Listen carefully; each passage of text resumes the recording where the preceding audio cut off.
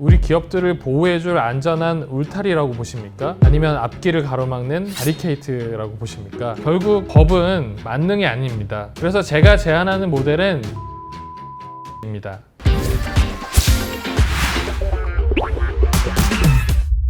안녕하세요. 법무법인 광장의 정원주입니다. 안녕하세요. 저도 정원주입니다. 인공지능이라는 거대한 문명적 파도가 우리 앞에 당도했습니다. 우리는 지금 이 기술을 사회적 틀 안에 어떻게 담아낼지 결정해야 하는 역사적 기로에 서 있습니다. 저는 이 법이 안개 속을 걷는 우리 기업들에게 명확한 길을 보여줄 내비게이션이자 글로벌 시장에서 당당히 목소리를 낼 수 있게 할 신뢰의 인프라라고 확신합니다. 기술은 빛의 속도로 달리는데 법은 늘 그 뒤를 쫓으며 규제의 밧줄을 던집니다. 국가가 AI를 어디까지 허용하고 어디부터 책임을 물을지 정하는 법. 여러분은 이 법이 우리 기업들을 보호해줄 안전한 울타리라고 보십니까? 아니면 앞길을 가로막는 바리케이트라고 보십니까? 현장의 속도를 무시한 이 법이 오히려 우리 기업들의 야성을 죽이는 성장의 족쇄가 되지는 않을지 그 이면을 냉정하게 짚어보겠습니다. 우리나라는 전 세계에서 AI법을 가장 먼저 시행하는 국가 중 하나입니다.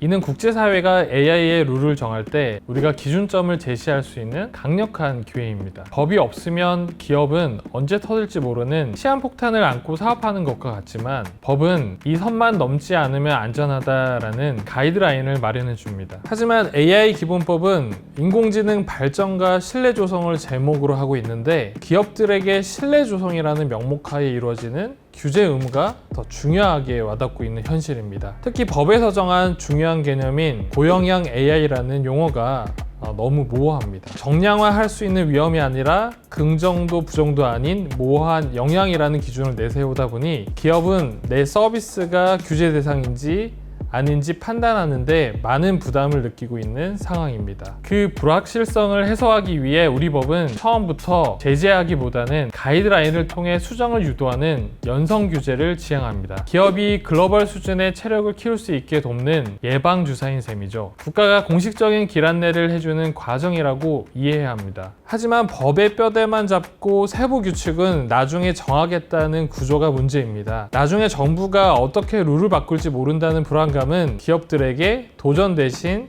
현상 유지를 선택하게 만들 것입니다. 더 큰 문제는 자율주행차처럼 안전이 중요한 AI와 배출 심사처럼 공정성이 중요한 AI에 똑같은 규제의 잣대를 들이대는 것입니다. 성격이 아예 다른 위험들을 한 바구니에 담아 규제하는 것은 기업에게 불필요한 숙제만 늘려주는 결과가 됩니다. 그래서 법률에 국내 대리인 지정 의무를 규정하고 있습니다. 해외 빅테크 기업들도 우리 법의 테두리 안으로 끌어들여 공정하게 경쟁하게 하려는 노력이죠. 우리가 먼저 규범 체계를 갖추고 있어야 외국 기업에게도 우리 시장에 진출하려면 우리 규칙을 따르라 라고 당당히 요구할 수 있습니다. 물론 기본법에서는 역외 적용에 대한 규정을 두고 있지만 해외 빅테크 기업들에게 3천만 원 이하라는 금액은 굉장히 낮은 수준입니다. 반면 국내 기업은 다양한 규모의 기업들이 있고 행정조사 등으로부터 자유롭지 않기 때문에 비대칭적인 구조가 고착화될 위험이 큽니다.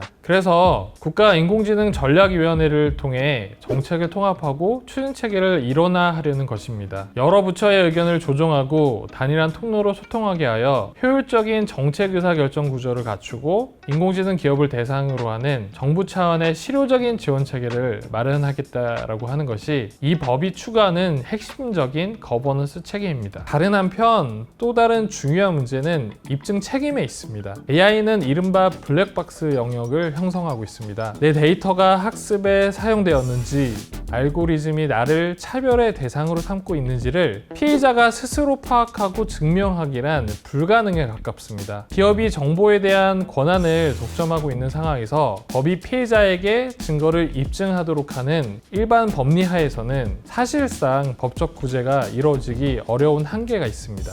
바로 그 점 때문에 AI 기본법 제31조와 제34조가 존재하는 것입니다.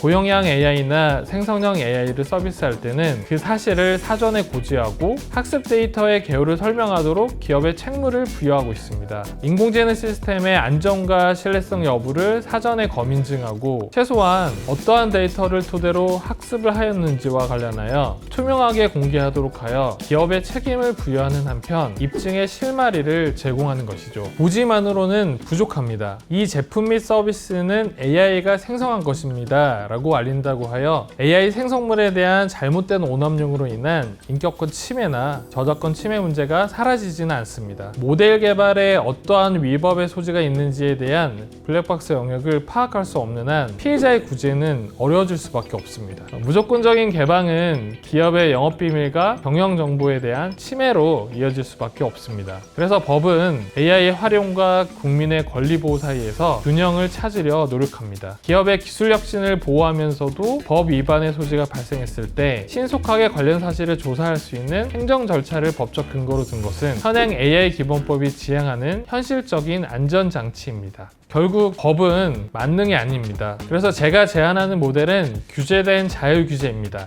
정부가 하나하나 규제하는 것이 아니라 큰 프레임워크만 법으로 정하고 구체적인 이행 방법은 산업별 협회나 기업들의 자율 공약에 맡기는 하이브리드 방식입니다. 자율 규제가 성과를 거두려면 기업 규모에 따른 차등 규제가 반드시 명문화되어야 합니다. 스타트업에게 대기업과 같은 수준의 투명성 보고서를 요구하는 것은 기업의 규모에 따라 규제 강도를 달리 느끼게 하는 차별적인 규범이 될 수 있습니다. 법에서 획일적인 잣대를 갖추는 것은 매우 중요한 일이지만 때로는 성장하는 기업들의 성장을 방해하기도 합니다. 네, 동의합니다. 민간이 주도하고 정부가 뒷받침하는 구조 속에서 위험의 정도와 기업의 역량에 따라 규제의 강도를 정교하게 설계해야 합니다. 이것이 바로 우리가 추구하는 신뢰 기반의 건전한 발전입니다. 법은 기술을 통제하는 도구가 아니라 인간의 존엄을 지키면서도 산업의 잠재성을 보존하는 세밀한 설계도가 되어야 합니다. 그 균형점을 찾지 못한다면 AI 기본법은 결국 우리 스스로의 발목을 잡는 결과로 이어질 수 있을 것입니다.